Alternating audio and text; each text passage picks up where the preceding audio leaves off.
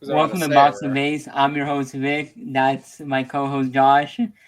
And there's a ton of baseball to be talked about, especially this Marlins homestand. We'll get into Eric Judge being named captain for Team USA, Juan Soto's recent comments about the Mets, Kris Bryant is once again hurt, and a few other notable stuff around the league.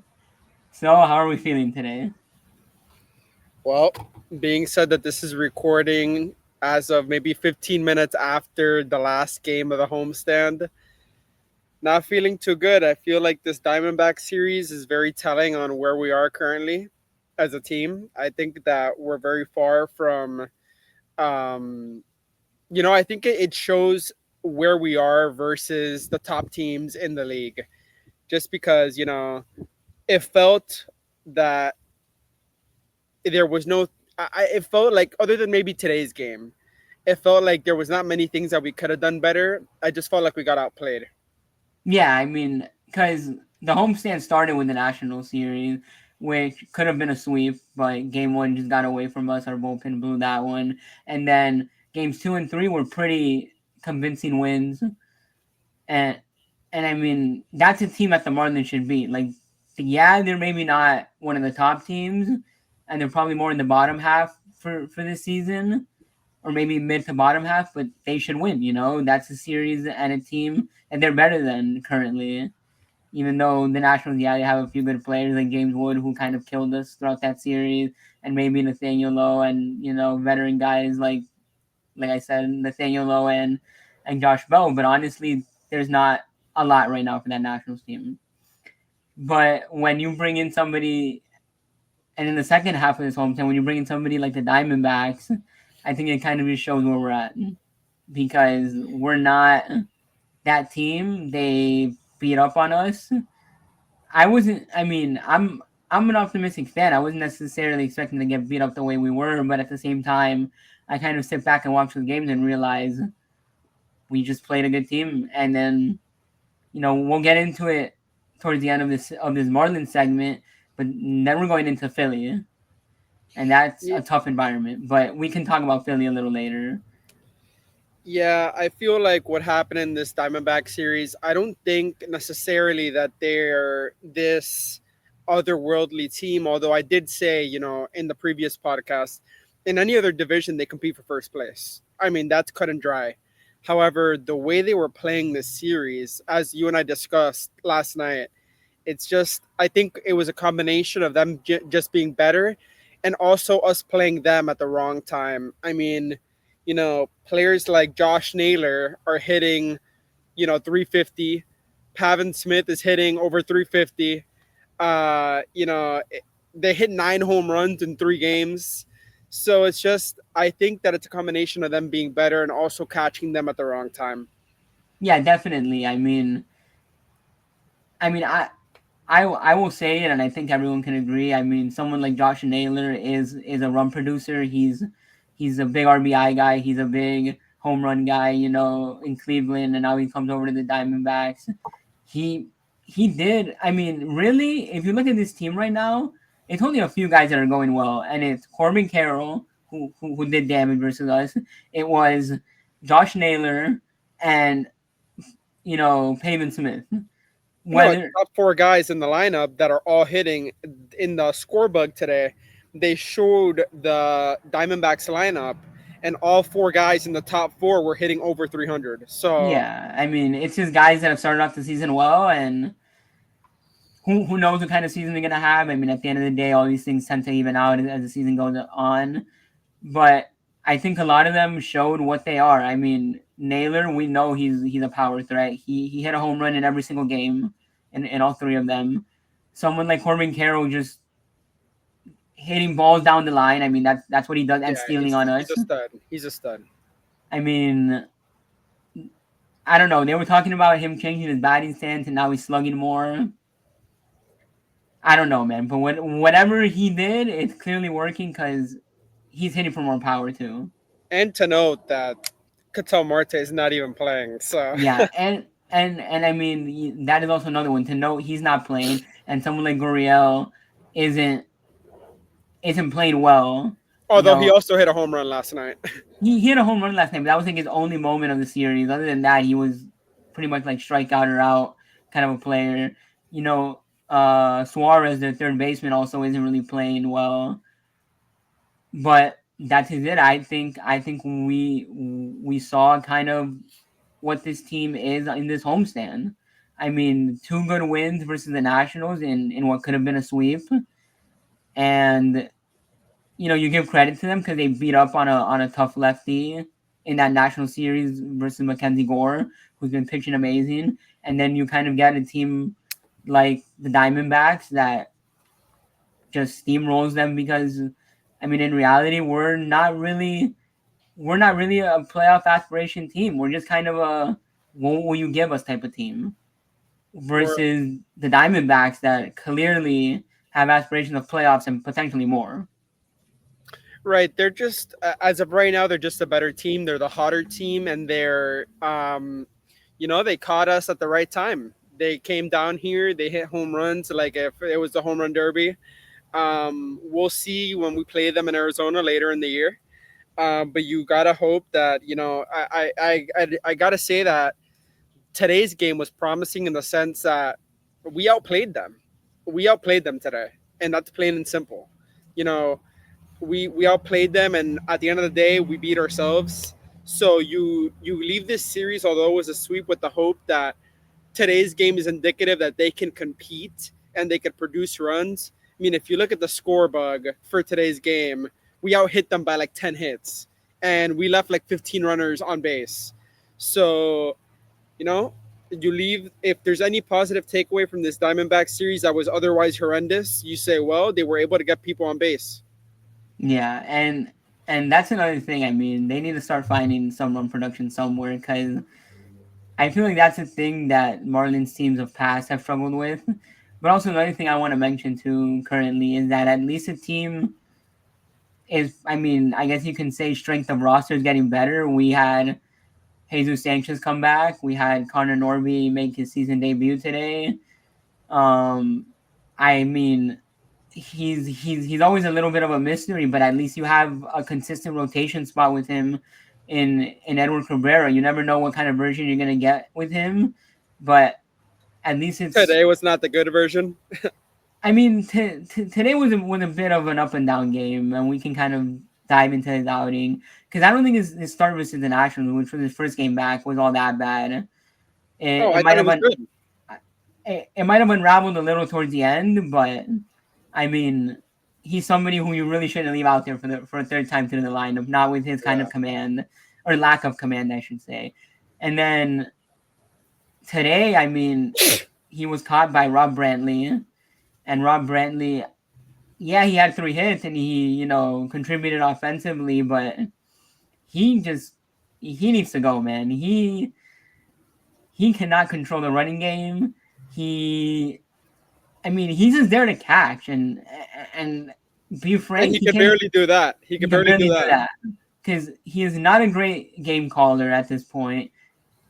I don't know. I mean, they either got to call up somebody from the minor leagues quick, or they better hope that whatever injuries Nick Fortes is dealing with don't last very long. Yeah, and I think teams are taking advantage of the fact that Nick Fortes isn't out there because, you know, Liam Hicks has not been very good. I mean, I heard on the broadcast today that we were third. We've given up the third most stolen bases in the league. Clearly not doing well in the running game, and that's leading to more runs being scored on us. So whether it's Nick Fortes hopefully not being too injured, or someone like you said, someone getting called up from the minor leagues, but we need someone that's gonna get respected back there at the catcher. Yeah, and I mean, I pointed it out to you like during the game, but our color commentator Tommy Hutton on the Marlins broadcast literally said it himself that teams are going to keep running wild. I mean, he didn't say it in those words, but basically what he was saying is that teams are going to keep running wild as long as you keep putting Brantley back there. He cannot throw out anybody, You and can't. it doesn't have to be your speed guys. Even though today it was guys like Corbin Carroll that stole a lot of bases, but I mean, it's not only the fact that they're stealing bases, they're not only stealing second, they're also stealing third on Brantley. And that's not something you see a lot of around the league. You don't see many players really stealing third unless like they're a freak runner like Acuna or Ellie De La Cruz. But it's very few players out there that really will steal third. There's And just no with respect. yeah, and this is they don't. I mean, that's how it is, and they know what kind of catcher is back there. They obviously have a scouting report. They have the details, and they're gonna run on him because that's what they're gonna do. They know they can take advantage of that. I agree. I think that until someone gets called up or until Fortes is back, that's gonna keep happening. We're gonna keep giving up runs exactly that way, like we did today. Yeah, and I mean, we'll just have to see where this team is at. But at least if we want to turn the page and look at some positives, I mean, Matt Mervis showing he's still continuing to mash the ball. I'm I'm gonna put it frank. I love that he's hitting home runs and everything, but at the same time, he does strike out a little too much, in my opinion. And I just want to see what kind of season he puts together. I mean, we have him for a decent amount of years of control. I think he only played what 2 seasons With with the Chicago, Cubs, yeah. and so we'll have him for a while. There's no need to offload him right away, and I'm sure he has options to the minor leagues if they ever want to send him down there if he ever gets in a prolonged slump. Yeah, and I mean, I guess that you could say Matt Mervis was watching the Masters last weekend with the home run he hit yesterday. Kind of a bit of a he took a bit of a golf swing at it, Yeah, and he freaking that was like below the zone, and he golfed it out of there. yeah, he's got crazy power, and a lot of his homers have been a lot of arm, and you just hope that he continues to develop into a guy just like I mean Griffin Conine. I mean in the minors, all you would hear about Conine is that he had a crazy K rate. So and this year he's come up and he's been quite honestly not K'ing that much. So Yeah, you hope that if that continues to be a problem, he can go down to the minors or somewhere and they could fix him. yeah. I mean, really, he's one of those guys that I'm interested to see what kind of season he puts together overall and how the team feels about him. I mean, they're not gonna. I don't think they offload him after 1 season because he has a lot of years of control. He hasn't really been up in the majors that long, so we'll see. And then another guy who's been playing really well and has finally turned around and is one of the better hitters as of the last I don't know couple of weeks or maybe like week or so is Xavier Edwards. He started My off the goodness. season he started off the season like cold. He couldn't hit at all, and he's completely turned it around. He's been Multi hit on a games. heater. Yeah, he's been on a true heater.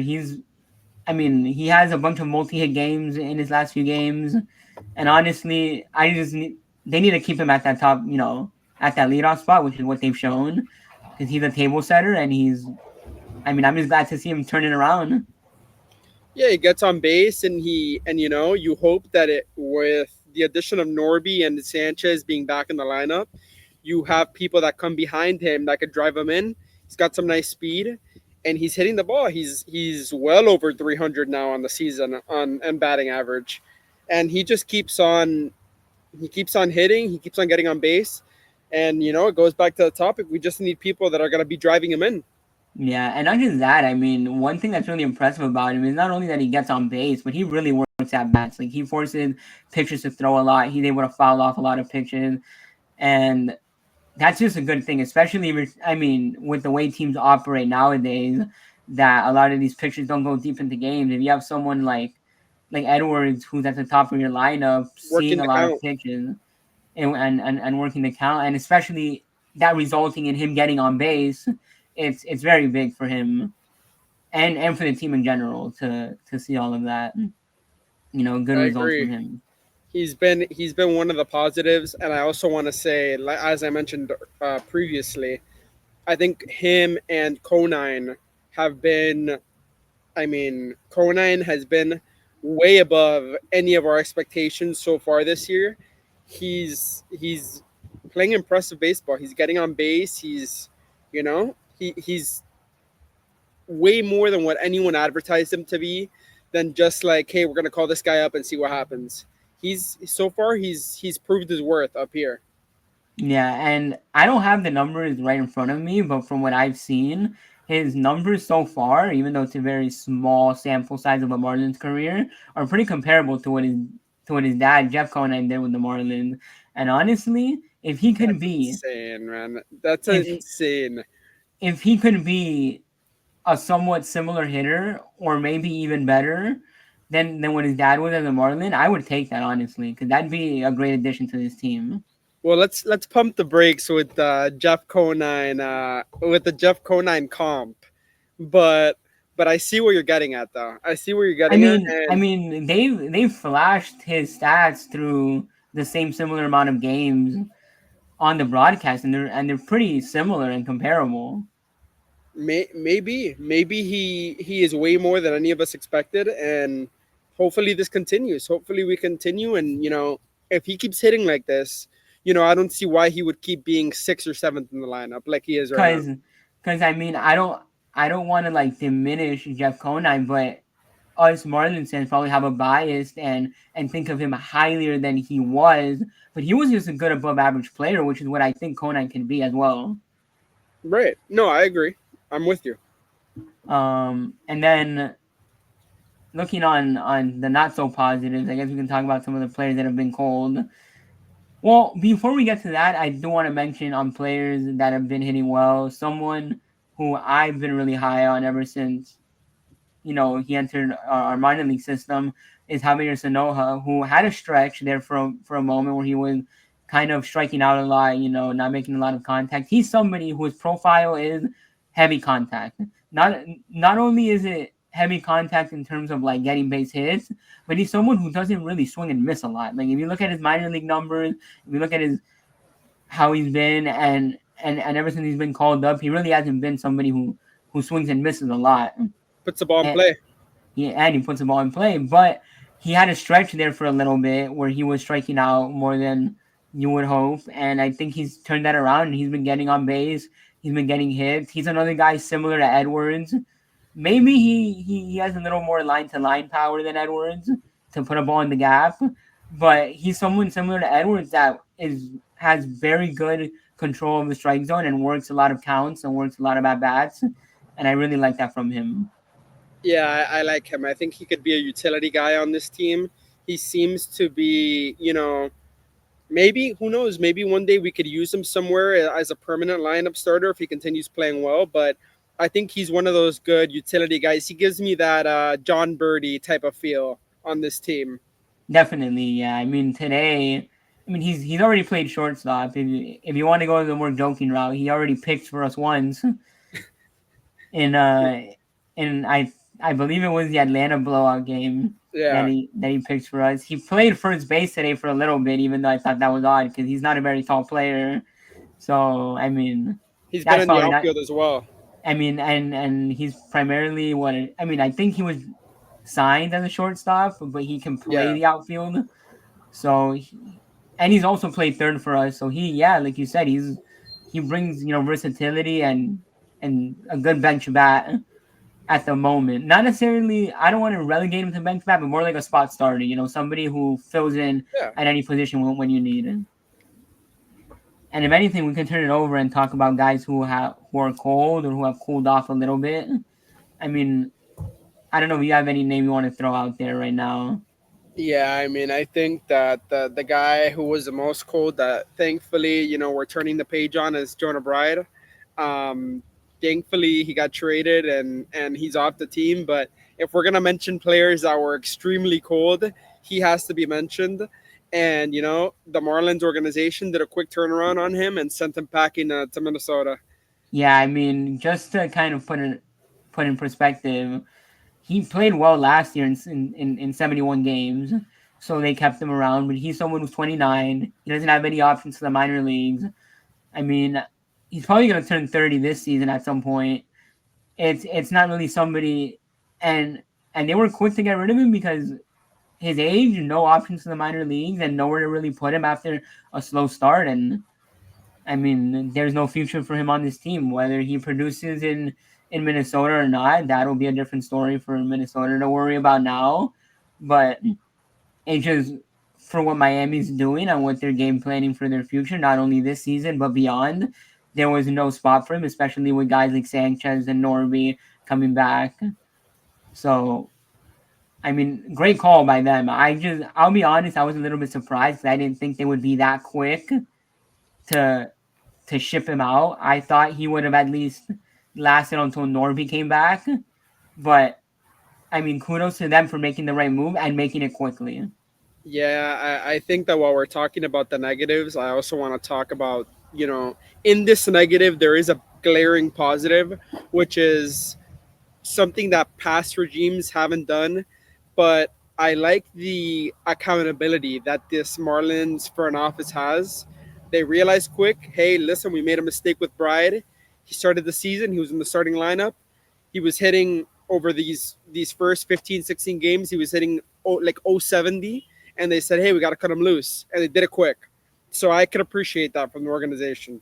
Yeah, definitely. I mean, I don't think it's gonna be something they do every time because certain guys it depends their situation. Like earlier we were talking about a Matt Mervis, if he ever struggles or whatever. There's but I think it shows urgency in terms of they're gonna be willing to make moves. Bride just like I said, he was out of options and there was no future for him here. So 100%.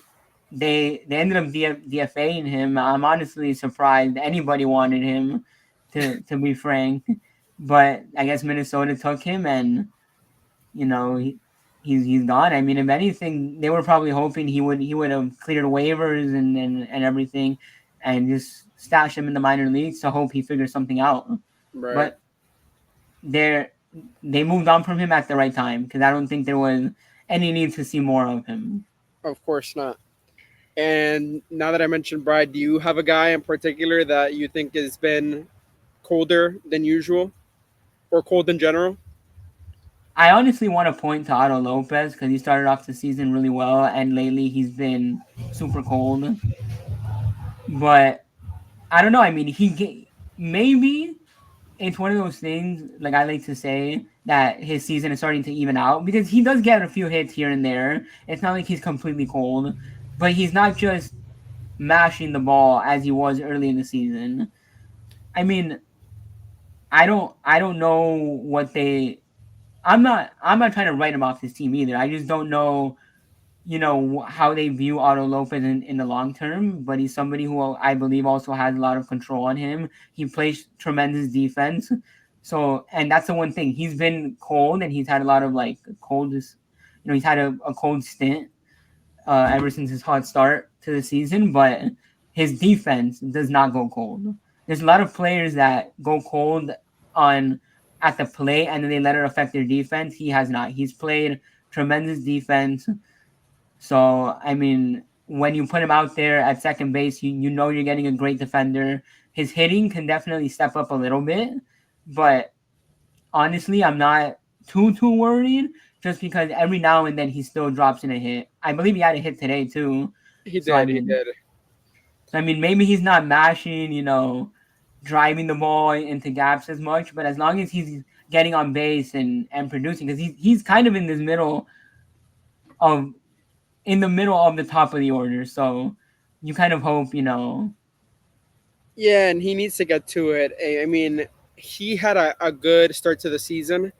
Um, he had a good start to the season, then he evened out a bit, and now we're kind of here in this middle ground where he's like hitting in the 240s, 250s. And, I just think, I mean, personally, me and you talked about this before the season started.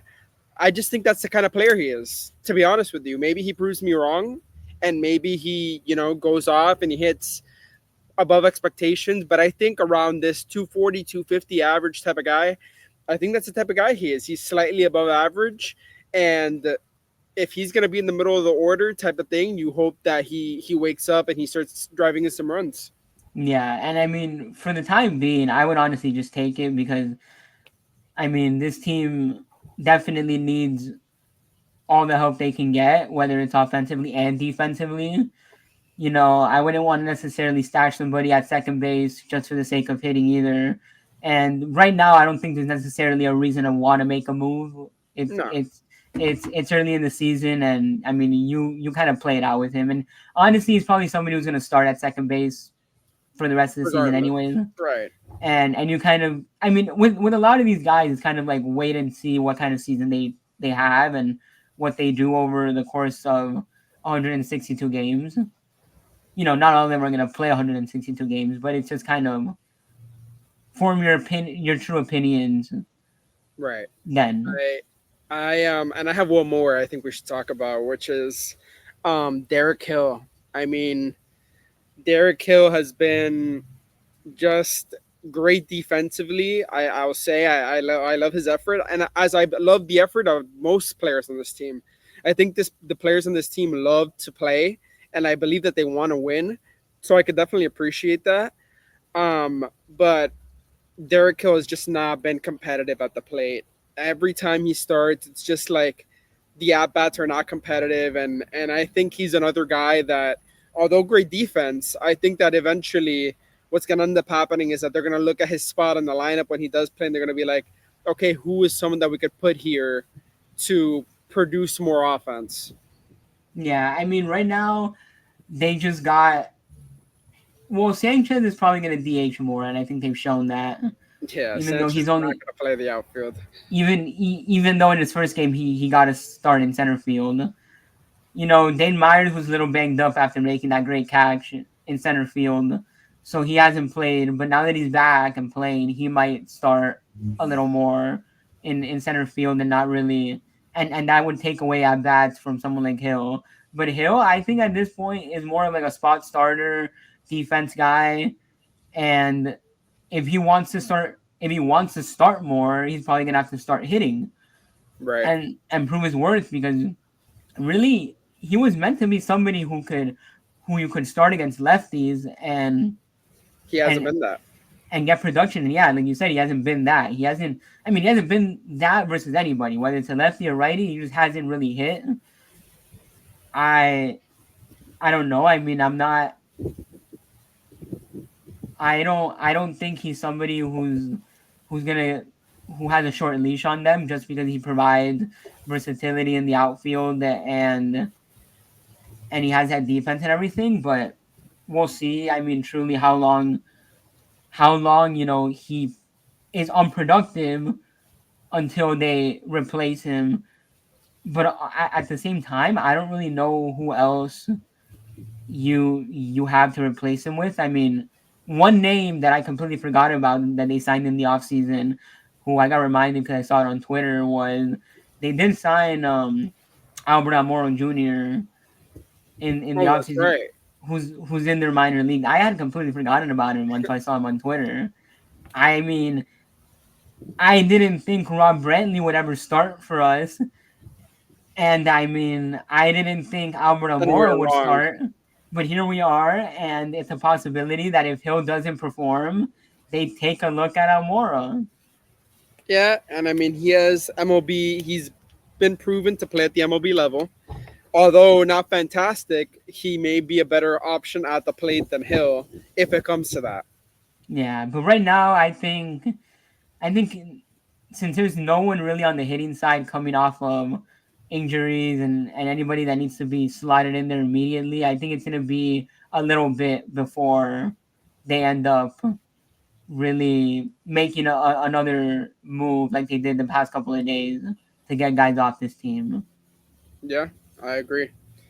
And you wanna go ahead and we round this off with the Phillies with the Phillies talk. Yeah, I mean it's always interesting because Philly is probably one of the most hostile environments you can go into, and that's a tough team. Yeah, I mean we discussed it earlier. They're rounding off. They're sending out. They're sending out Wheeler. They're sending out Walker, who hasn't been bad so far this year, and they're sending out Lazardo for the last game. So, this is going to be very telling. I think that to win a singular game versus the Phillies, the Marlins need to produce some runs because the pitching's going to be there. The offense is always there with Philadelphia. I mean, they got Harper, they got Turner, they got players like Castellanos, they got JT Realmuto. I think that they have a complete team. I think that our pitching needs to step up, and I think our hitting needs to step up if we want to even take a game from them. Yeah, and I mean, I think our best chance is probably gonna be the Sandy start, which is tomorrow, I believe. Right. I mean, that's kind of what you say every time when Sandy's turn is up. Like those are the games you gotta win, even if you're not gonna be a playoff team, even if you're not gonna be, this. It's Sandy on the mound. I mean, I don't care what version of him we're seeing right now, whether he's shaking off rust from Tommy John surgery, whether he's shaking off rust because his last outing was 11 days from his previous one, because of the rain out in Atlanta, and then he went to go have a kid, so he didn't start. Whatever it is, it's still Sandy. He still has that He's a competitor. mentality.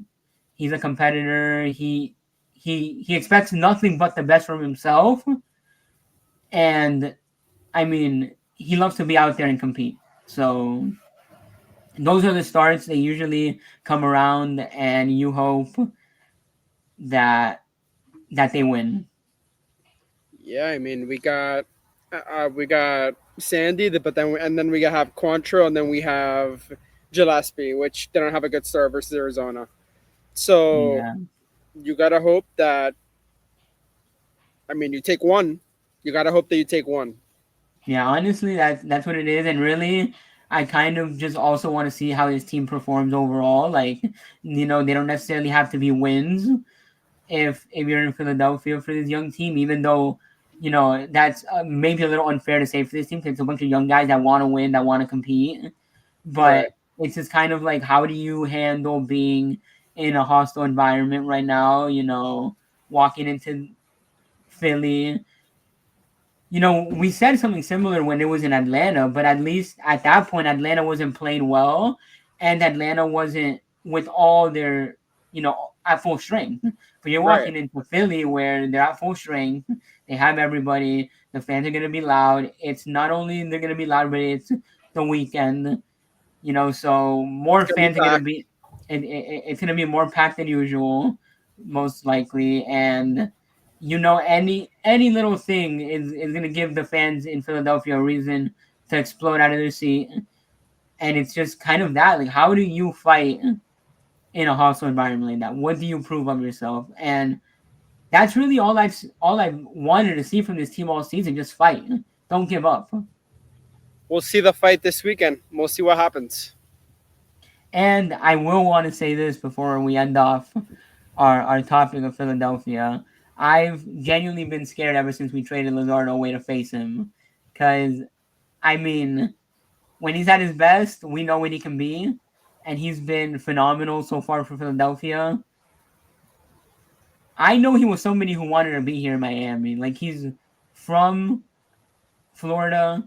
He's from these areas. He grew up liking the Marlins from what I've heard. Is somebody who wanted to be here. Not saying he's not enjoying his time in Philadelphia. He's probably having a lot of fun winning and competing over there too. But it's just like, um, I'm gonna be honest with you. I know what Zach Wheeler is. I know what he does. I kind of get an idea of how Walker's start can go, but Luzardo is probably the one that scares me the most because he might come out there and mow us down one by one. And in a Lazardo start versus a team that strikes out a lot, we'll see. We'll see what happens. Yeah, I mean, I'm gonna be honest with you, and I know we usually don't mention betting a lot, but if you want to bet on some double-digit strikeouts, you might want to look at this Marlins series versus the Phillies because I'm gonna tell you, we do not hit against Wheeler very well. I mean, none of these. I don't think many of these guys or any of these guys have faced Luzardo yet because they were teammates with him. And we'll see. I mean, maybe we can knock around Walker and And and steal and a do game. damage and steal a game. But that'll be an interesting series to watch out for in We'll see. Philadelphia. We'll see. We'll see what happens. Indeed. So we can move on now from our Marlins talk and talk about Juan Soto. Because if you guys haven't heard, he recently made some comments about how they're pitching to him differently now that he no longer is hitting in front of Aaron Judge, and I'm gonna let you just take it away and give your thoughts. Yeah, this whole thing with Juan Soto, this is not the first comment he's made in regards to the Yankees. He's talked about the Yankees quite a lot during the season, which I find pretty weird, considering that he decided that he didn't want to play there. Um, he says this thing that now people are pitching to him differently because of Judge not hitting behind him or in front of him or wherever. Um, Pete Alonso is hitting 360 right now, and I think he leads the league in RBIs. You know, to be someone like Soto saying that now you're not hitting as well because teams are pitching you differently because of the player that's behind you. If you were going to complain so much and have so many stipulations, then why didn't you stay on the Yankees? Why didn't you stay? I'm sure Pete Alonso for sure doesn't appreciate that comment. I'm sure nobody on the Mets appreciates the comments he's been making about the Yankees. So if you were going to have so much doubt and have so much things to say about the Yankees during the season while you're wearing a different uniform, then why did you leave in the first place? Yeah, I mean, I kind of would just echo the same things you said. Like, it just makes no sense, and I mean, I understand if that's how he like truly feels because I get it. You're not hitting in front of Aaron Judge anymore. It's a little different, but it's not like it's not like you're not having a productive hitter behind you. You still have Pete Alonso behind you, who's a big time run producer, and I'll say this: Juan Soto is somebody who, in my opinion, is one of the best. I understand he's not playing it like it right now, but you can go look at his stat sheet of his career. He is one of the best hitters that I've possibly ever seen. He's one of the best left-handed hitters. He's a lot of people would probably agree that he's like a modern day Ted Williams. He's known to control the strike zone very well. He's always been, this just great hitter. Like, he controls the strike zone very well. He knows how to take pitches. It's hard to pitch to him because there's not an area of the strike zone that he can't hit. And it's like, I don't understand this notion that they're pitching to you differently just because you don't have Aaron Judge behind you. Like, you're still Juan Soto. I don't care if you're batting like what 250. You've struck out I don't know how many times. You might not have a great slash line. The numbers don't matter at the end of the day. If the pitcher sees you coming up and You're still they're, Juan Soto. you're still Juan Soto, and it's I don't know runners on. They're gonna pitch to you carefully because you're prone to do damage if they leave something in a hittable location, or even if they just make the wrong pitch. It doesn't necessarily have to be a hittable location. He's one of those hitters that can hit almost anything, and it's just I don't know, man. I'm not a I'm not into him making these comments because he left the Yankees when he could have gone back there, and it just makes no sense. And you have somebody like I said earlier, you have somebody behind you in Pete Alonso that is a run producer. I don't know if you feel like you have to do more on this Mets team. I don't know. I don't know what it feels like, and I understand. Maybe he finds joy in hitting the ball, like actually swinging the bat and making contact and dropping hits rather than taking a walk. But you have Pete Alonso behind you. You have great command in the strike zone. Force the action yourself. Make it so that these hitters have to come after you. Make it so that you are taking walks instead of striking out more. Make it so that these stuff are happening. Like, don't get complacent about it and just try to like do damage every time. Let if they're not gonna give you stuff to hit, don't swing. Get on base. Let let Pete Alonso behind you drive you in. Because at that point, if you start walking more, if you start getting on base more, and then Pete Alonso is doing damage, they're gonna have no option but to pitch to either one of you, and they're gonna be stuck. Yeah, and I think it's way less than that. I mean, I agree with you. I just think that he's just making excuses as to how he's played this year. I think it's an excuse, A, because he's Juan Soto, and B, because Pete Alonso is having the best year of his career so far.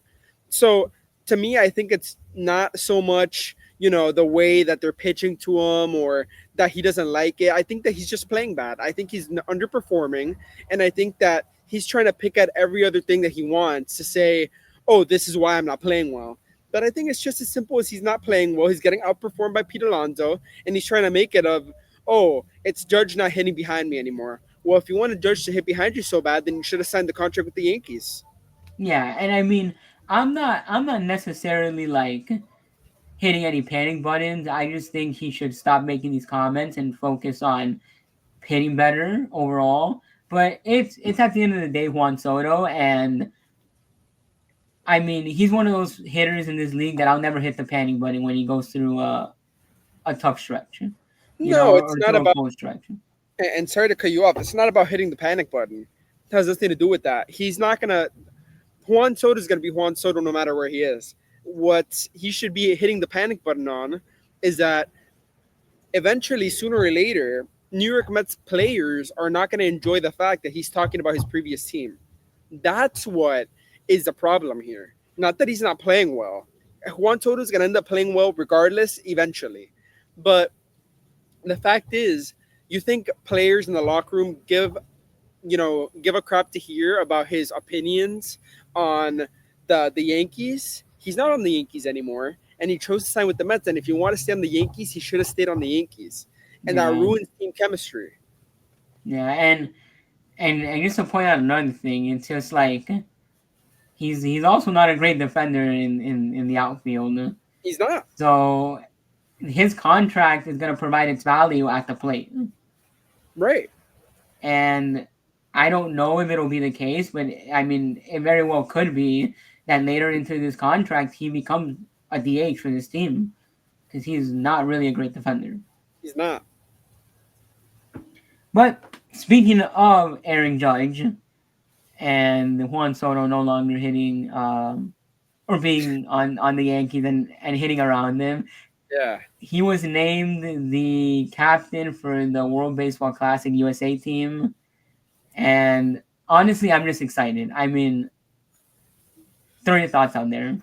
Good for him, man. Good for him. He deserves it. He's been the best hitter, the best American hitter in the last few years in the league. He deserves it. I mean, listen, the fact of the matter is Trout uh hasn't been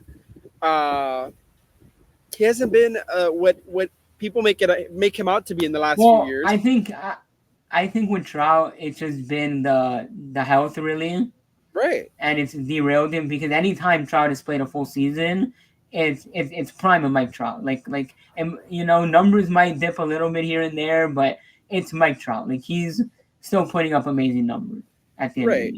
day. But the best in any sport, the best ability is availability. And I think he hasn't been available. And I think because he hasn't been available, someone else deserves to be the captain of the team. And who better right now than Aaron Judge? Aaron Judge is also another one that's out of his mind this year so far. So I think that if anyone deserves it, it's him. Yeah, and I do want to point out. I mean, Mike Trout has said he enjoys playing in the World Baseball Classic. He likes playing there. He's made it clear he wants to play again. So it's not like Trout's gonna be off this team. He's most likely still gonna be on this team. He's just not gonna be the captain because the difference is that right now Judge and Trout are on opposite ends of their career. Trout could be looking at possibly the final The, stretch of his career, the dip is about where to come.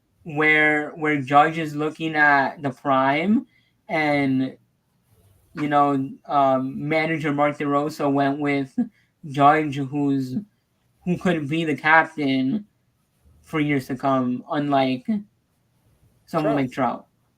So I agree. I really do think it's not a slight to Trout, and also on MLB Network when they interviewed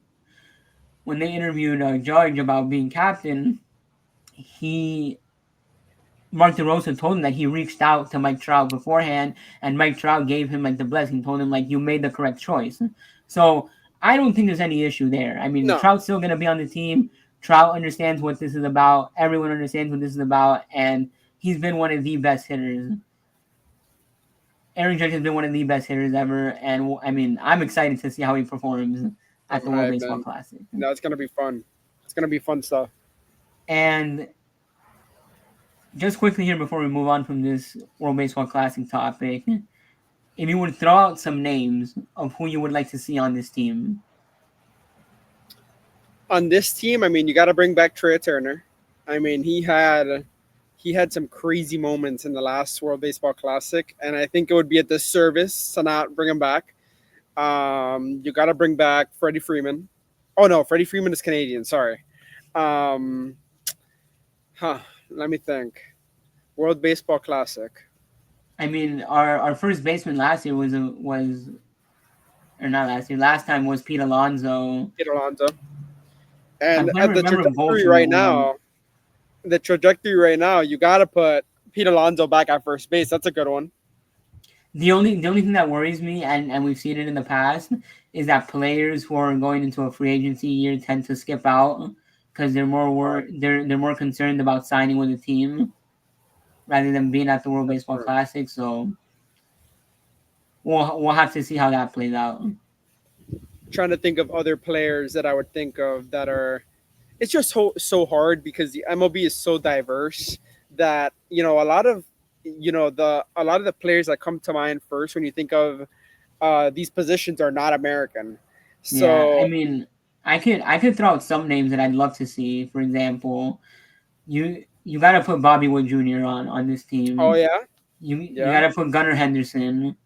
I agree that Trey Turner has to come back, even though that would be very interesting to see. Let's hypothetically say that they get Bobby Witt and Gunnar Henderson. It's gonna be interesting to see where they find playing time for Turner, or vice versa. Because or it's a vice very versa. short tournament. Yeah, I Um, think that after the last performance, you gotta bring back Trey Turner. you definitely got to bring Kyle Tucker back, Oh even yeah, though he's another one that's gonna be entering a free agency year, so he might not play. But there are rumors that the Cubs want to extend him. If they work out an extension, then he can play. We mentioned Mike Trout; he's definitely gonna be back. if you look at the other side of the pitching side, I mean, bro, how exciting would it be to see Paul I Skeens? I'm honestly gonna be I'm gonna be honest, and many people said this when Aaron Judge was announced. I'm surprised Paul Skeens has not been announced because he before before being at LSU in college, he was at Air Force. And if you listen to the interviews by him, he loves like he's super patriotic. He takes any moment to mention that he was in the Air Force.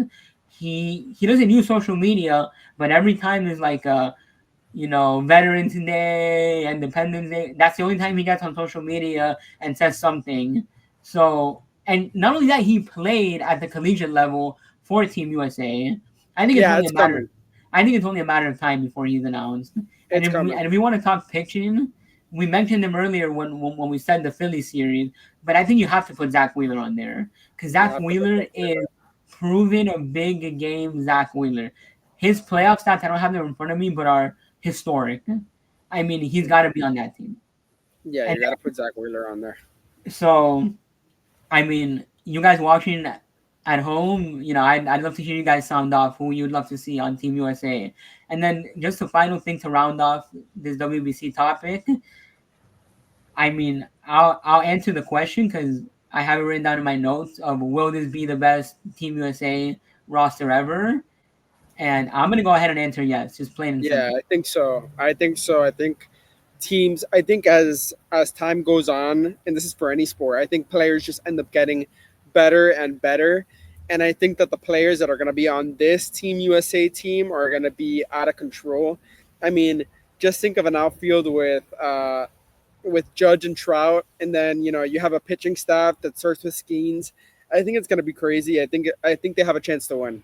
Yeah, and not just that. I mean, if you don't even have to look that far back in the tournament, like if you go to 2017, that wasn't the best player. Like they had good players, don't get me wrong, but it wasn't the best of the best all around the diamond for Team USA.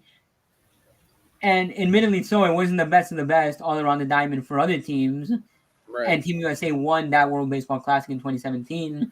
But every iteration, teams just get better, you know. And I think more players are starting to be more willing of uh, of definitely wanting to play in this World Baseball Classic. No, I think it's gonna be a good one. I think it's gonna be an exciting one too. Yeah. And speaking of teams, or not teams, speaking of players that we want to see on the field for Team USA, one guy who we do not want to see and who we will not be seeing on the field, and who we haven't seen on the field very much, is by the name of Kris Bryant. Man, you just like go ahead, but like I just don't understand how someone of Chris Bryant's caliber has just fallen off a cliff the way he has. I mean, Man, before we go any farther, I want to go ahead because I copied this tweet giving credit to podcast don't doesn't exist of all his injuries since 2018, and that's since he signed with the Rockies.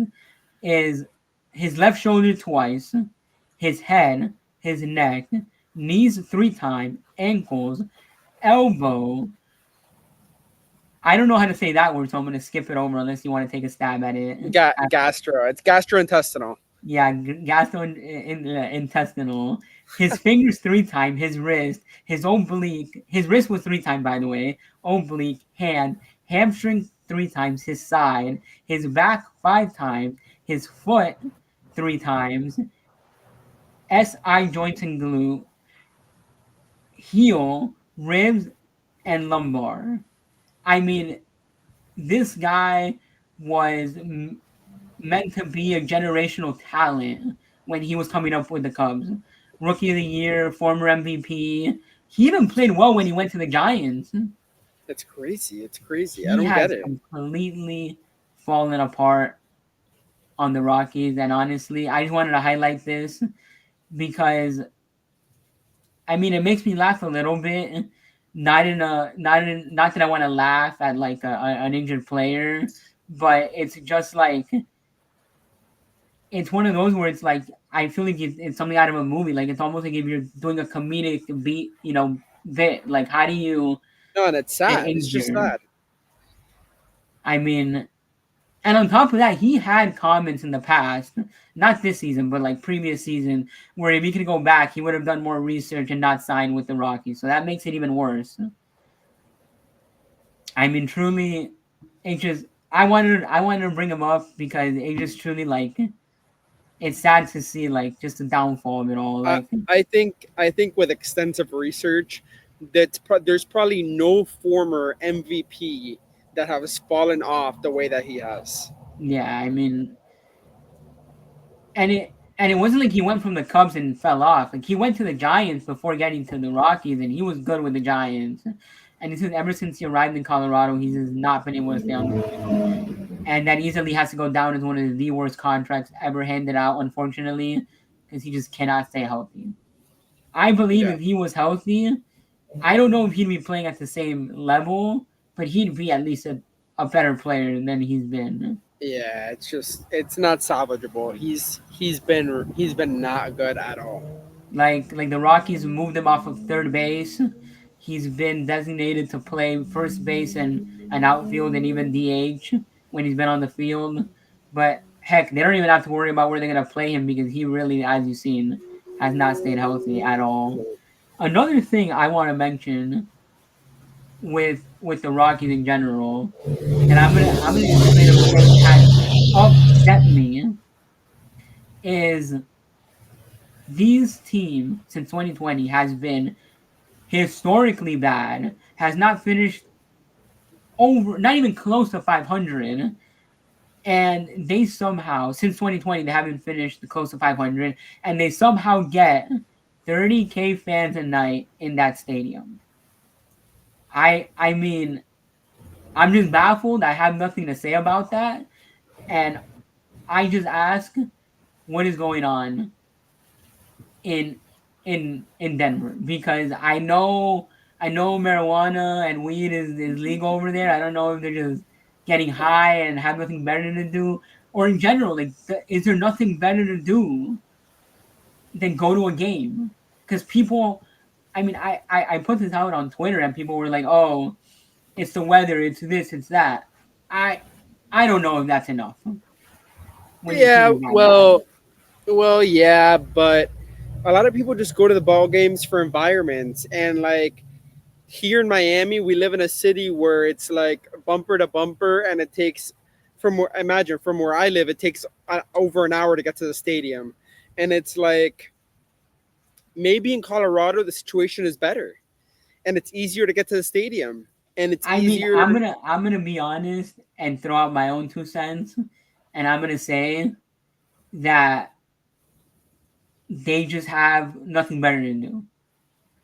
Maybe maybe there is very few options, because I've never been to Colorado. I've never been to Denver. I don't know if you have, I but never have. I can't think of what there is to do out there. I mean, in Miami, you have options. There's a lot of nightlife. There's a ton of options. So Yeah, I think that it's a combination of maybe it's true, maybe there's not a lot of things to do, but I also think it's accessibility to the stadium matters. I think prices matters. Who knows? Maybe the prices are better there. Um, and they have an outdoor stadium that supposedly in Denver the weather's nice most of the time, so that could factor in too. yeah, I mean, I mean, and they've been one of the worst teams ever. Because if you look around the Yeah. league, the Marlins, who've been one of the worst teams too in recent, even though things are hopefully turning around, this season and moving forward. Even the White Sox, like, teams that are not good, or teams that are fed up with ownership, which I know Rockies fans are because they've been Yeah, terrible. I mean, they don't show up. Like in Oakland, it's not that they wanted, I understand that a lot of people like to say, oh, they left because they wouldn't show up, but they were fed up with the ownership. They didn't want to support ownership in Oakland. That's why fans wouldn't show up. They don't want to support ownership in in Chicago, with the White Sox, so they don't show up. It's the same thing in Miami. People are fed up with not winning, with not, they don't want to support ownership, so they don't show up. I agree.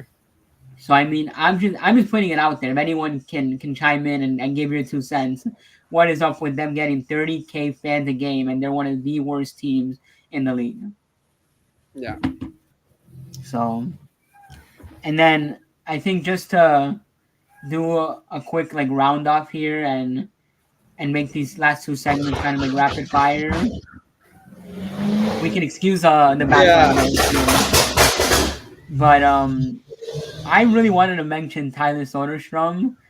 I don't know if he still leads the league with 8 home runs at the time of this recording, but I believe he does. I believe he does. He is batting at the time that I wrote the stats. So these are not fully updated from his last game, but at the time that I wrote the stats, he was batting 328, 403, 734 with a 1.137 OPS. I mean, he came onto the scene last year, and people had like some high hopes for him, and he was a top prospect for the Athletics, the Oakland Athletics, if you will, because they're definitely not the Sacramento Athletics. Yeah. But I mean, I don't know what to even say about him. Like, he is. He's been It, on fire, bro. He's been on fire. And it's a damn shame that he's on the Athletics, that's for sure. I mean, I don't know. I mean, it's just like, I would have to say, in all of baseball right now, it's him and Judge as the He's two best yeah, hitters. they're both on a tear. And I mean, we'll see what the Athletics are doing, because they have like a decent. Because the thing is that he plays first base.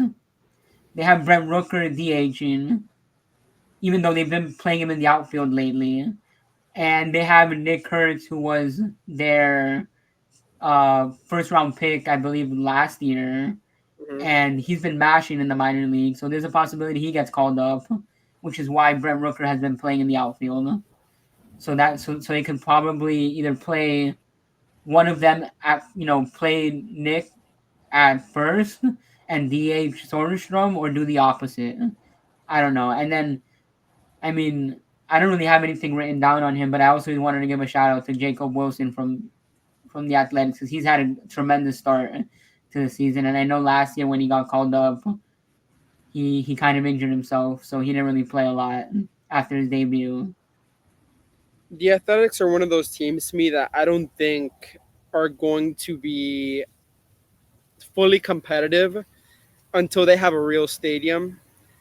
Crucify me, but I think that that is a big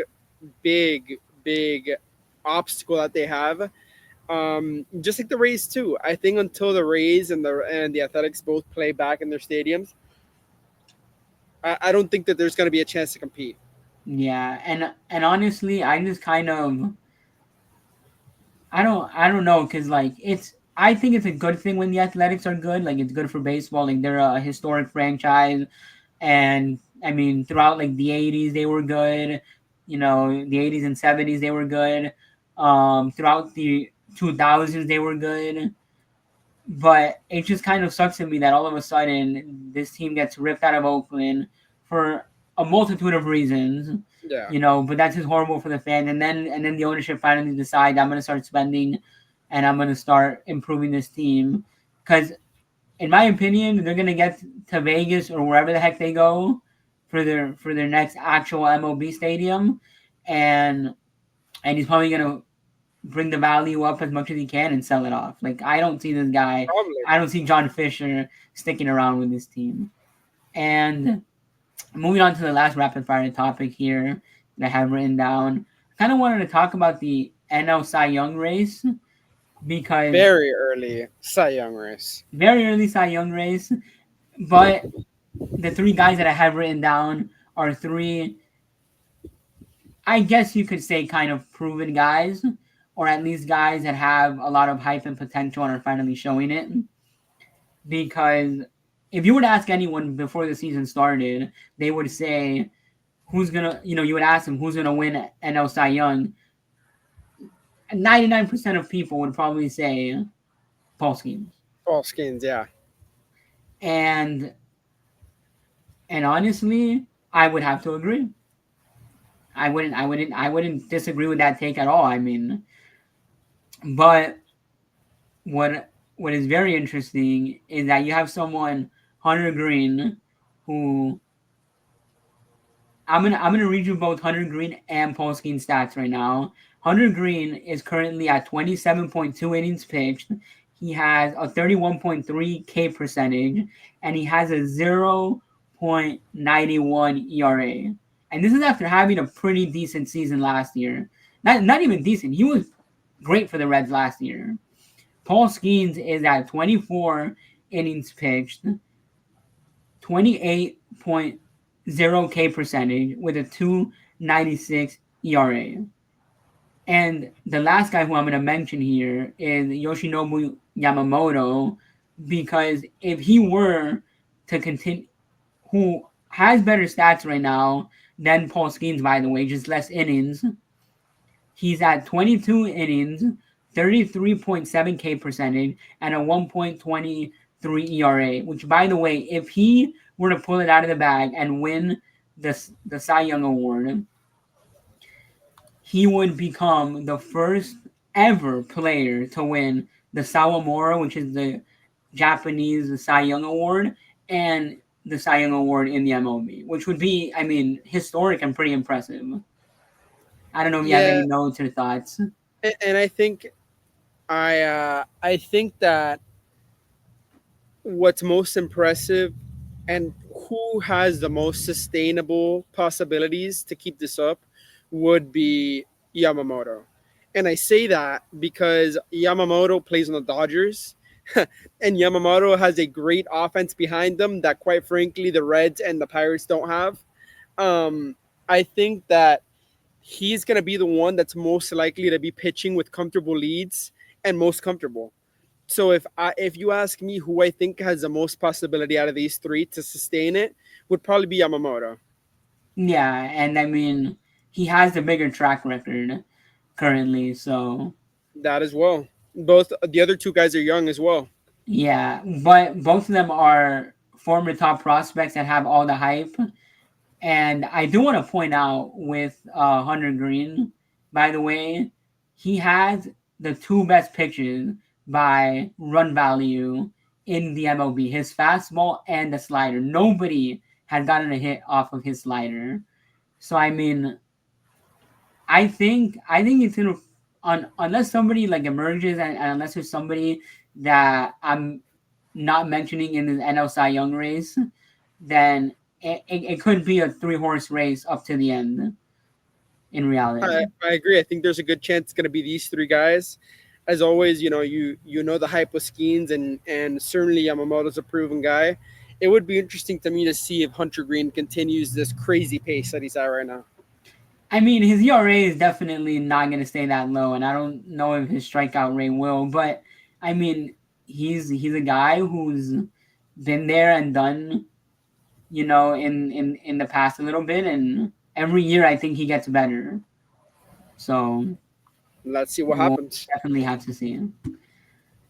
But anyways, I think that'll wrap up this episode of Box of Base. Make sure to check out all the other socials in the description. Make sure to hit subscribe and share this video on every platform possible. And you all have a Instagram, good day. Twitter, Snapchat, Be Real. I mean, whatever you got. Yeah, whatever you got. And we'll see you all guys next week.